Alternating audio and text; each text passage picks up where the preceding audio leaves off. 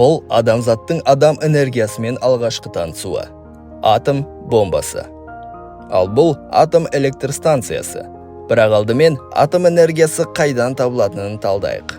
1938 жылы ғалымдар ядроның бөлінуін тапты. Бұл уран атомына нейтрон соғылғанда пайда болды. Екіге бөлініп, көп мөлшерде энергия шығарылды. Ядролық бөліну реакциясы кезінде 3 нейтронға дейін шығарылады.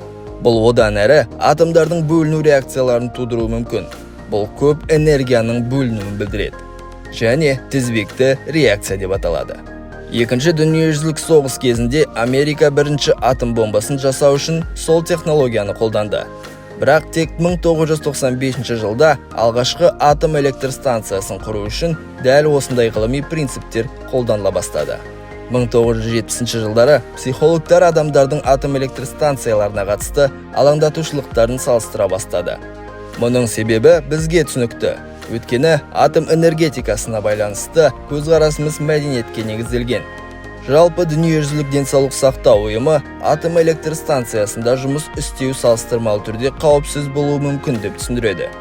Өйткені қалалық ауаның озонмен, күкірт диоксидімен, көміртегі тотығымен және азот диоксидімен ластануы жыл сайын 7 миллион өлімге әкеледі. Мысалы, көмір, мұнай, табиғи газды пайдалану соңғы 50 жылда 100 миллион адамның өліміне әкелді. Сондай-ақ компьютерлік томография атом өнеркәсібінің орташа қызметкері бір жыл ішінде алатын радиациялық әсерді шамамен 10 есе арттыратынын көрсететін зерттеу бар. Қазақстан президенті Қасым-Жомарт Тоқаев Қазақстанда АЭС салу мәселесі бойынша қоғамдық тыңдаулар мен жан-жақты талқылауды жалғастыру қажет екенін атап өтті. Бұл идеяны жалпыұлттық референдумға шығаруды ұсынды. Қазақстанда бүкіл әлемдік тәжірибені пайдалану жоспарлануда. Қазіргі уақытта ақш-та 63 атом электр станциясы бар. Бұл елді шамамен 20% электрмен қамтамасыз етеді. Бұл ақш-та өндірілетін төмен көміртекті электр энергиясының жартысынан көбі. Атом энергетикасы Францияны 70%-ға қамтамасыз етеді. Ұлыбритания көмірқышқыл газының нөлдік шығарындыларына қол жеткізу үшін атом энергетикасын басты назарға алды.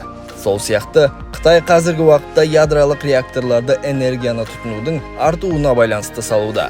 Сондықтан мемлекет басшысы Қасым-Жомарт Тоқаев әлемдегі уранның ірі өндірушісі ретінде Қазақстанның өзіндік атом генерациясы болуы тиіс екенін атап өтті. Ұзақ мерзімді перспектива туралы не айтуға болады?